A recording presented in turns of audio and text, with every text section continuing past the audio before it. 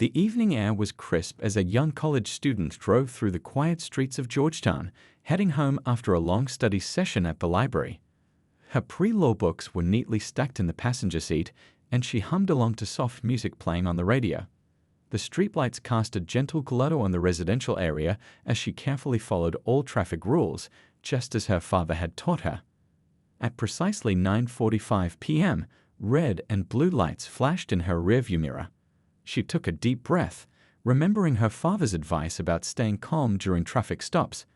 As an experienced FBI agent, he had always emphasized the importance of being polite and cooperative with law enforcement. She signaled and pulled over to the curb, positioning her car safely away from traffic.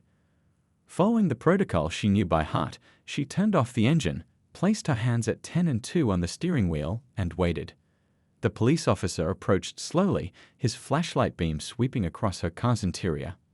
When he reached her window, she noticed his nameplate read Officer Mitchell in the harsh beam of light.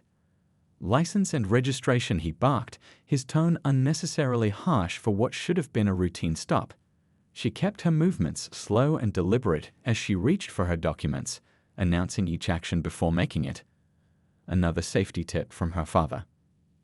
"I'm reaching for my wallet in my purse now," she said calmly, maintaining a respectful tone despite the officer's hostile demeanor. As she handed over her documents, Officer Mitchell's expression changed noticeably. His face hardened, and his grip on the flashlight tightened. "Do you know why I pulled you over?" he questioned, his voice dripping with an underlying tension that made her uncomfortable.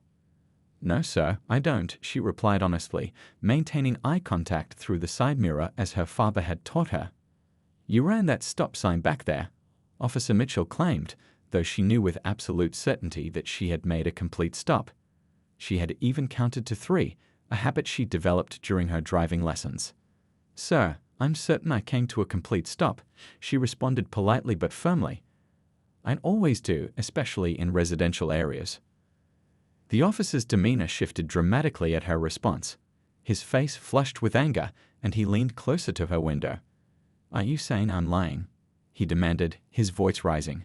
"Step out of the vehicle." Her heart began racing, but she kept her external composure. She could feel the situation spiraling out of control, despite having done nothing wrong. As she carefully opened her door, she noticed another patrol car pulling up behind them. The new officers stayed in their vehicle, watching the scene unfold. "Put your hands where I can see them," Officer Mitchell shouted, despite her hands being clearly visible the entire time. She complied, moving slowly and deliberately, fighting to keep her rising fear under control. Her father's voice echoed in her head, reminding her to stay calm and document everything in her memory. The cool night air felt heavy with tension as she stood beside her car, hands raised slightly above her shoulders. Officer Mitchell circled her like a predator, his flashlight beam dancing across her face, temporarily blinding her. She could hear him muttering under his breath, and though she couldn't make out all the words, the ones she did catch made her blood run cold. They were unmistakably racial slurs. As she stood there, she managed to press her phone's emergency contact button through her pocket, another safety measure her father had insisted upon. The button would send her exact location to her father's phone, along with an alert that she needed help. What should have been a simple traffic stop was quickly becoming a nightmare. The other officers remained in their car, watching but not intervening. She could see their faces in the dim light, showing discomfort but remaining passive observers to the unfolding situation. Officer Mitchell's voice grew louder as he continued to berate her, making accusations about her attitude and behavior that had no basis in reality. She remained silent, knowing that anything she said could be twisted against her. Her father's training was the only thing keeping her composed in this increasingly dangerous situation. The night that had started so normally, just a regular study session and a routine drive home, was about to become a catalyst for change that would shock an entire community. What Officer Mitchell didn't know was that his actions that night would set in motion a chain of events that would expose years of misconduct and transform local law enforcement forever. The situation escalated with frightening speed. Officer Mitchell's voice grew increasingly aggressive as he ordered the young college student to turn around.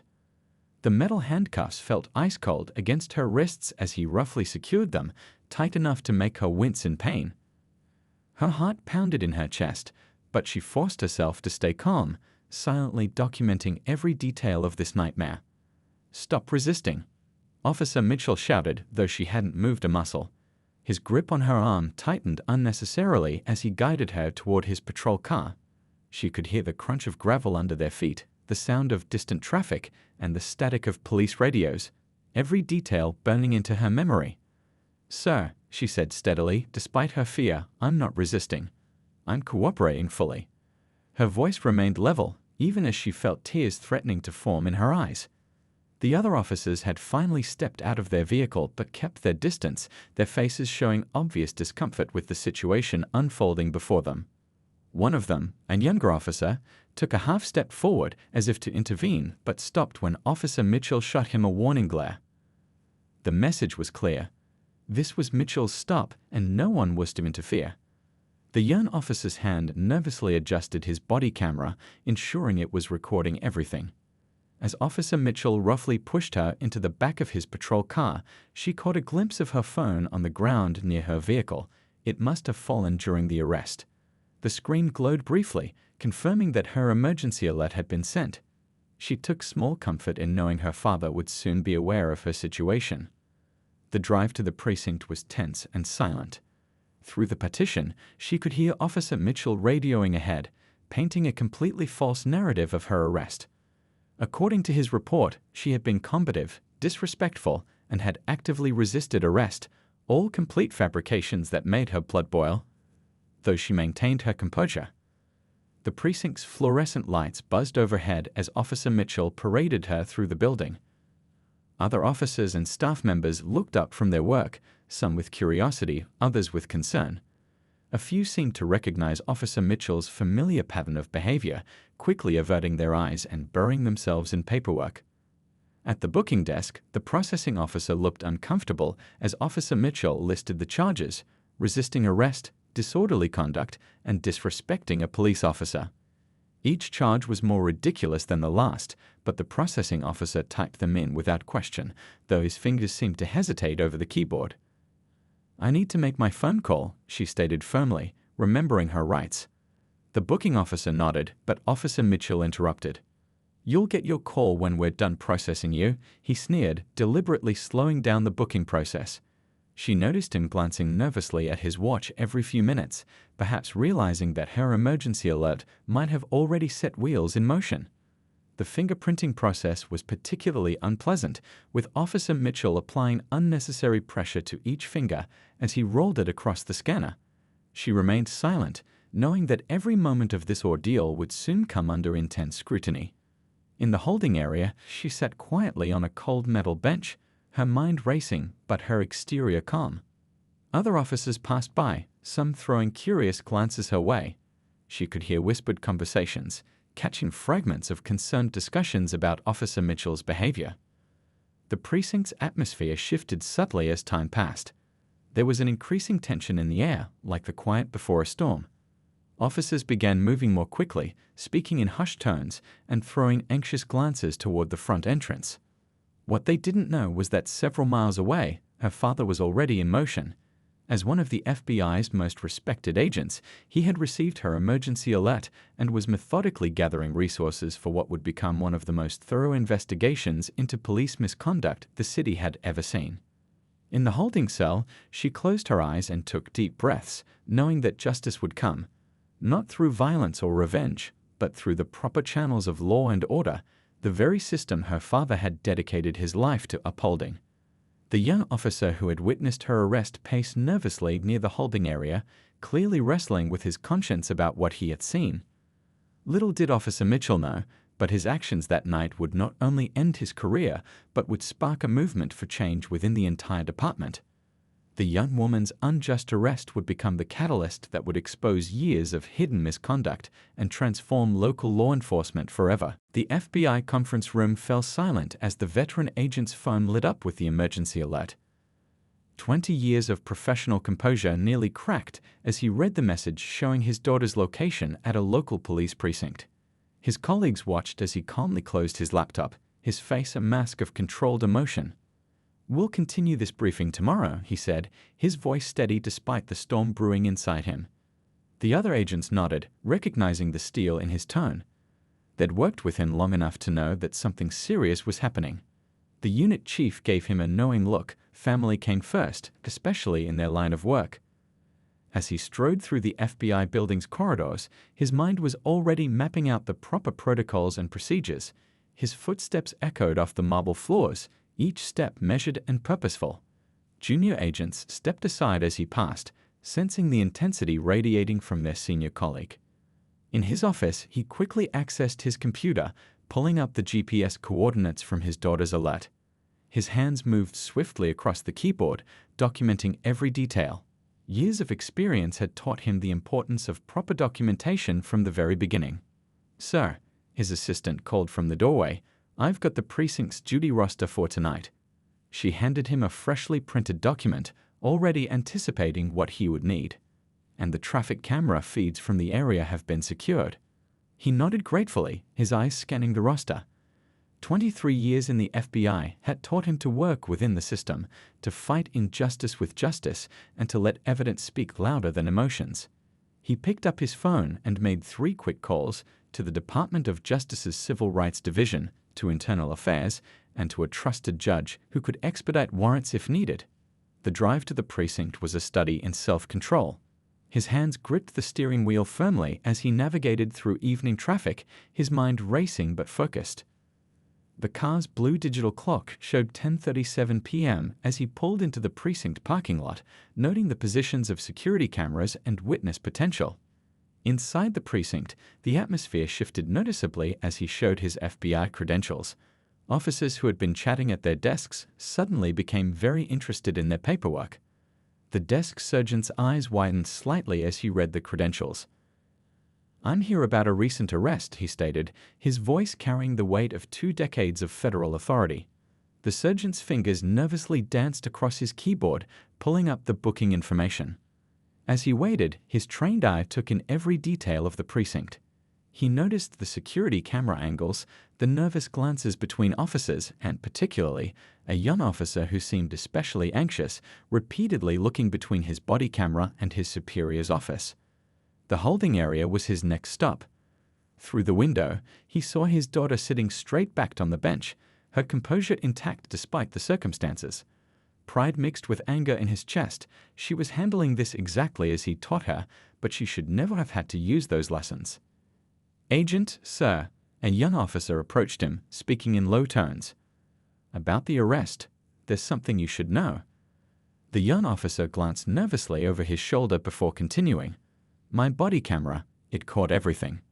The FBI agent listened intently as the young officer quietly explained what he had witnessed. His face remained professional, but his eyes grew harder with each detail. Other officers watched this interaction from a distance, the tension in the precinct building like a thundercloud. He could see Officer Mitchell through the office window, frantically making phone calls, likely realizing the gravity of his situation. The officer's face had lost its arrogant expression, replaced by growing concern as he noticed the FBI agent's presence. Instead of confronting Mitchell directly, the agent began a methodical process. He requested copies of all relevant documents, body camera footage, and dispatch recordings. Each request was made politely but with an authority that couldn't be denied. The precinct captain emerged from his office, clearly having been called in from home. His face was a mix of concern and resignation as he approached the FBI agent.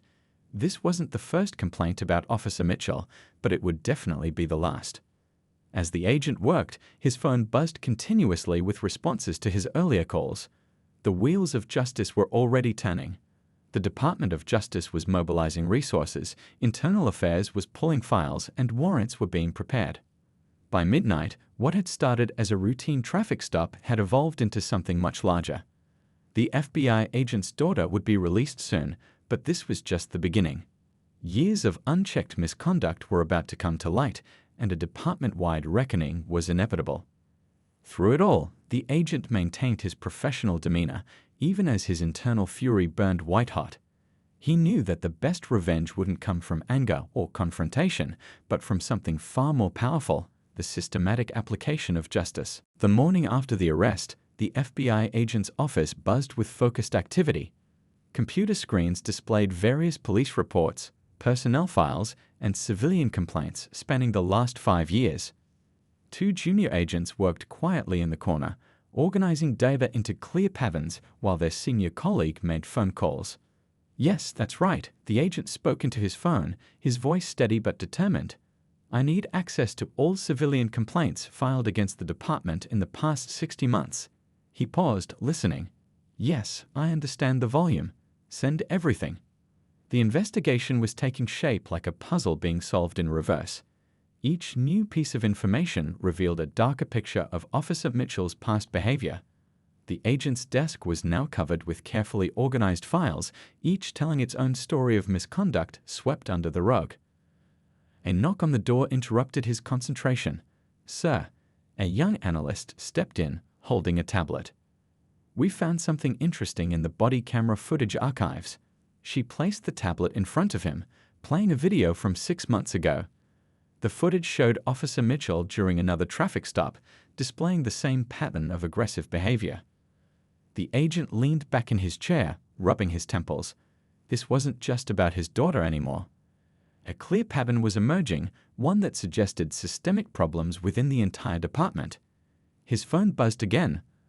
Another former victim of Officer Mitchell had come forward after hearing about the recent incident. In the precinct's break room, officers whispered among themselves. Word had spread quickly about the FBI investigation.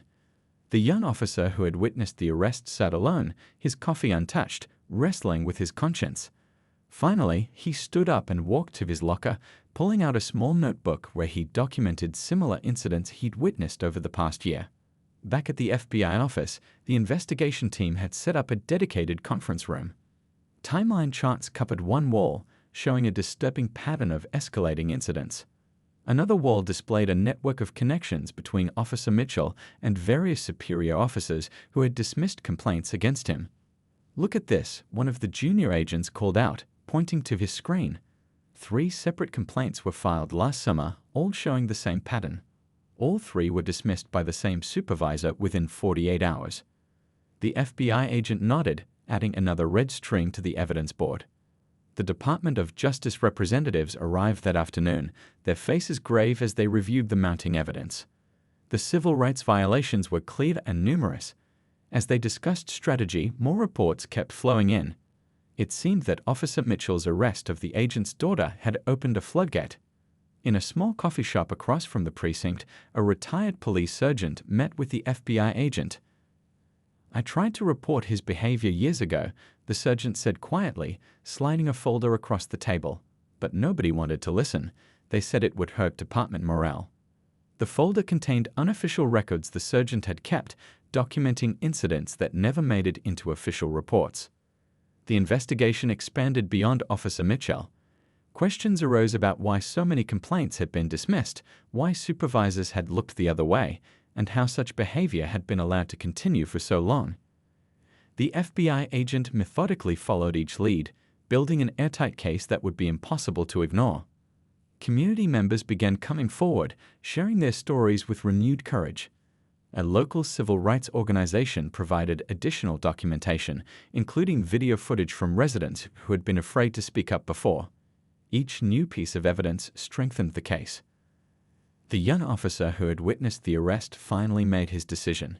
He walked into the FBI office late that afternoon, carrying his notebook and a USB drive containing copies of his body camera footage from multiple incidents. His hands shook slightly as he handed them over, but his voice was firm. "This needs to stop," he said simply. As evening approached, the FBI agent stood before the evidence board, taking in the full scope of what they'd uncovered. This wasn't just about one bad officer anymore, it was about a culture of silence that had allowed abuse to flourish. But change was coming, and it would start with this case. Internal Affairs launched their own parallel investigation, focusing on the supervisors who had buried the complaints. The web of accountability was spreading, reaching into corners of the department that had long operated in shadows. The day ended with a quiet phone call to his daughter, who was safe at home. "We're doing this the right way," he assured her. "This time, it's going to be different." As he hung up, he looked at the growing wall of evidence and knew that justice, though slow, was finally in motion. 2 weeks into the investigation, the FBI office had transformed into a command center of justice. Boxes of evidence lined the walls, each containing stories of lives affected by police misconduct. The FBI agent sat at his desk, reviewing testimony from a growing number of community members who had finally found the courage to speak out. Another family just came forward, his assistant said, placing a new file on his desk. Their teenage son was harassed 6 months ago. They have video footage from their home security camera. The agent nodded, adding the new evidence to the growing collection. Each testimony strengthened their case, forming a pattern that couldn't be ignored. In a nearby conference room, Department of Justice officials interviewed former officers who had worked with Officer Mitchell. One by one, they shared stories of witnessing misconduct but feeling powerless to stop it.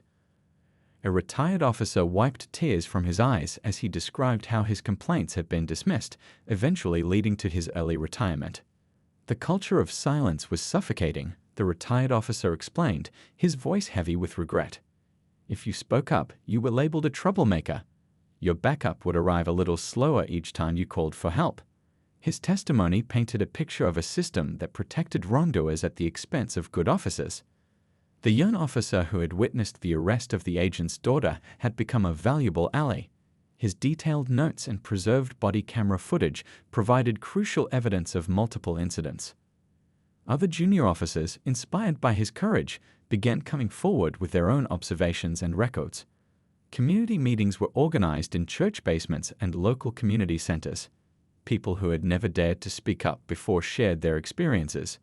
An elderly woman described how her grandson had been wrongly arrested. A local business owner talked about repeated harassment. Each story added another piece to the puzzle. "Look at this pattern," one of the junior agents pointed out, gesturing to a map on the wall. Red pins marked the locations of reported incidents, showing a clear targeting of certain neighborhoods. Blue pins indicated where complaints had been filed but dismissed. The visual evidence was damning. Internal affairs investigators, working alongside the FBI team, uncovered a network of cover-ups. Email chains showed how complaints had been systematically buried. Performance reviews had been altered to hide problems. Training records revealed that mandatory bias training had been skipped or marked as completed without attendance. The FBI agent spent hours reviewing body camera footage, his face growing grimmer with each viewing. The videos showed a clear pattern of escalation in Officer Mitchell's behavior over the years. More disturbing was how other officers had been conditioned to look away or stay silent. Local civil rights organizations provided additional support, helping to organize the growing mountain of evidence. They connected the investigation team with more witnesses and helped translate for community members who spoke limited English. Their long-standing relationships in the community proved invaluable. One afternoon, a breakthrough came from an unexpected source. A precinct clerk approached the investigation team, carrying years of carefully preserved documentation. "I couldn't sleep at night knowing what was happening," she explained, her hands shaking as she handed over the files. "I made copies of everything that crossed my desk." The documents revealed a disturbing pattern of altered reports and missing evidence. Dates had been changed, witness statements modified, and crucial details omitted. The clerk's meticulous record-keeping provided the paper trail they needed to prove intentional cover-ups at the supervisory level. As the case built, the FBI agent made sure every detail was properly documented and verified. He knew from experience that real change required more than just removing one problem officer. It meant addressing the system that had protected him. The investigation had grown beyond a single incident of injustice to expose deep-rooted problems that demanded comprehensive reform. The media had begun picking up on the story, though the agent kept most details confidential to protect the integrity of the investigation. Local news reports spoke of a major federal investigation into police misconduct, leading more witnesses to come forward each day. In the evening, when most of the team had gone home, the agent often sat in his office, reviewing testimonies and evidence. Pictures of families affected by misconduct covered one wall, a reminder that behind every case file was a human story, a life impacted by abuse of power. The investigation was reaching a critical point. They had built a case that went far beyond one officer's actions, revealing a pattern of systemic failures and intentional cover-ups. The evidence was overwhelming, pointing to the need for complete departmental reform. As he prepared to present their findings to senior Justice Department officials, the agent thought about his daughter and all the others who had suffered similar injustices. This case would do more than just remove one bad officer.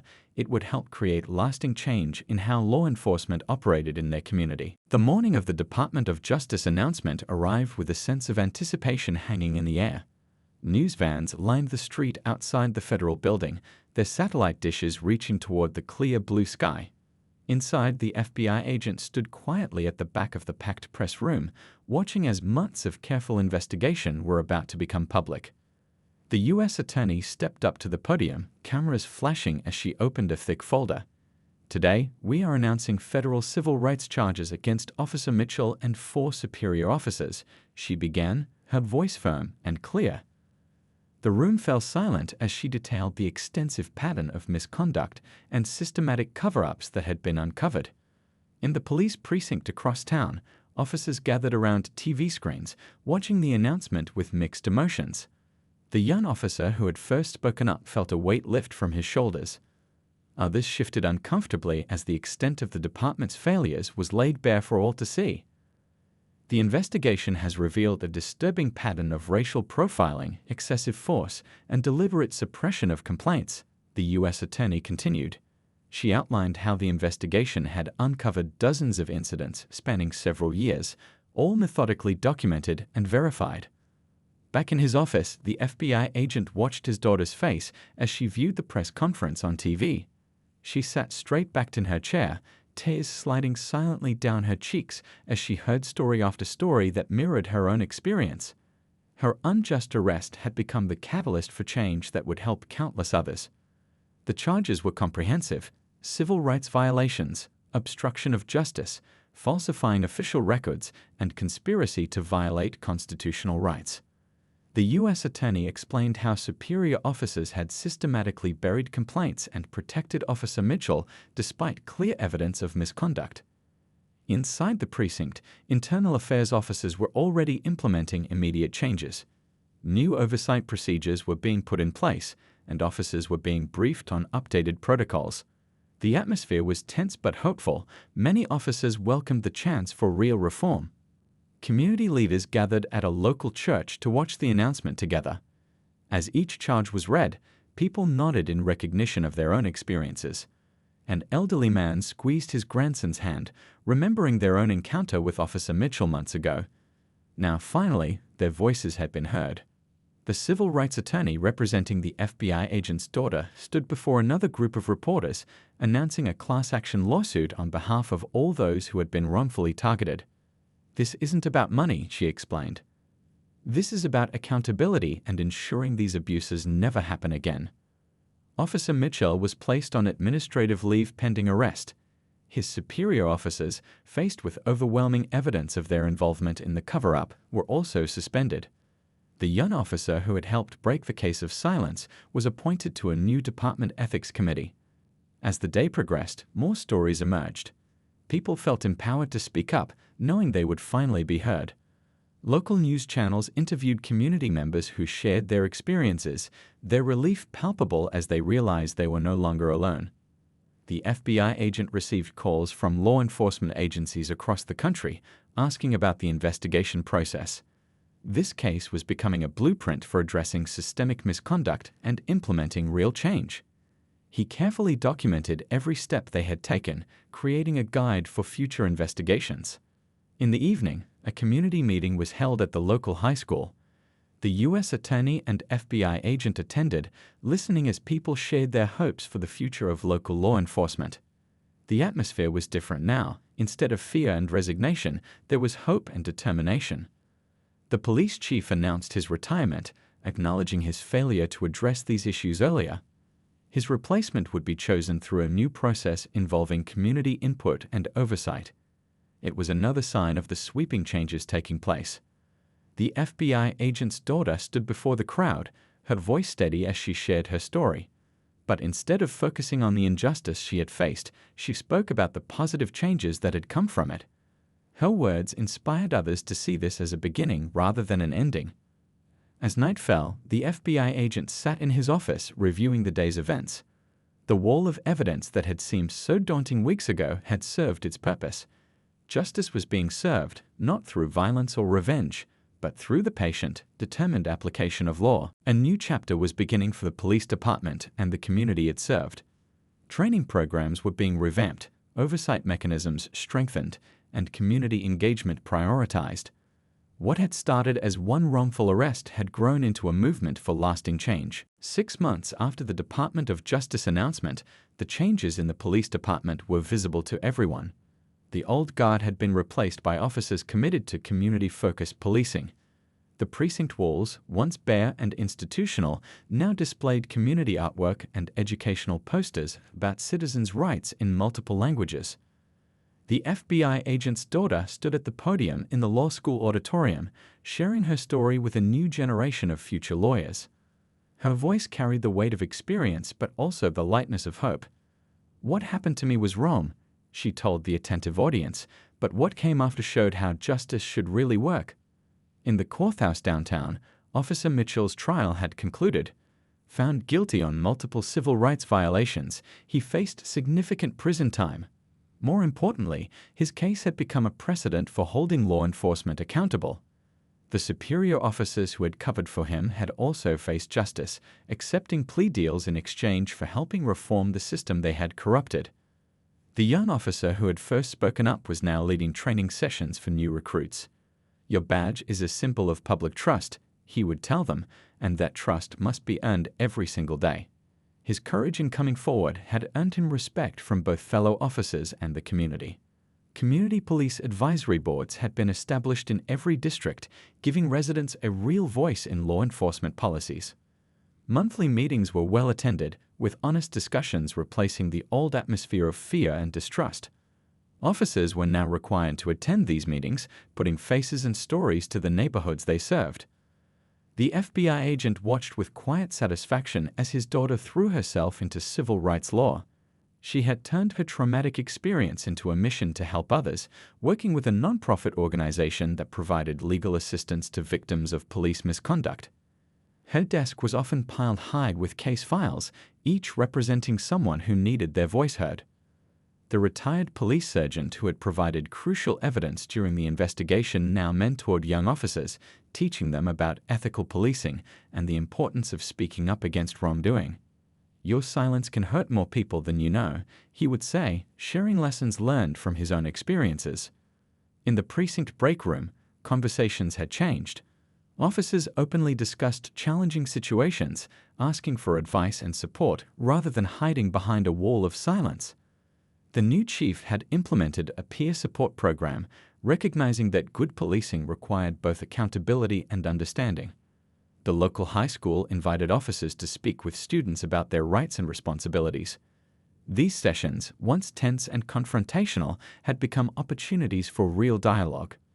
Students shared their experiences and concerns, while officers listened and learned, building bridges of understanding between generations. The civil rights lawsuit had been settled, with the money going to establish a community foundation. This foundation now funded programs for youth education, police community relations, and legal assistance for those who couldn't afford representation. It was turning the pain of the past into hope for the future. Body camera footage was now automatically uploaded and reviewed by an independent civilian oversight committee. The transparency had initially made some officers nervous, but most now appreciated how it protected both them and the public. Complaints had dropped significantly, and when they did occur, they were handled promptly and fairly. The FBI agent's daughter often visited schools to share her story, but she always ended with a message of hope. "Change is possible," she would tell students, "when good people stand up and work together." Her words carried special weight because they came from lived experience. The precinct clerk who had preserved crucial evidence was honored at a community ceremony. She stood shyly as people applauded her quiet courage in documenting years of misconduct. Her actions had helped create a new standard of accountability in record-keeping. Training at the police academy had been completely revamped. New officers learned about implicit bias, de-escalation techniques, and the importance of community engagement. The The curriculum now included sessions led by community members, helping future officers understand the people they would serve. 1 year after the arrest that started it all, the FBI agent sat in his office, looking at a photo from the community police picnic. Officers and residents chatted and laughed together, children played without fear, and elderly community members shared stories with young recruits. It was a simple scene, but one that would have been impossible a year ago. His daughter had recently passed the bar exam and was preparing to start her career as a civil rights attorney. "You taught me that real change comes through justice, not revenge," she told him over dinner. "That night could have destroyed my faith in the system, but instead it showed me how to fix it." The changes weren't perfect, and there was still work to be done. But the culture of silence had been broken, replaced by a commitment to transparency and accountability. What had started as one act of injustice had led to a transformation that would benefit generations to come.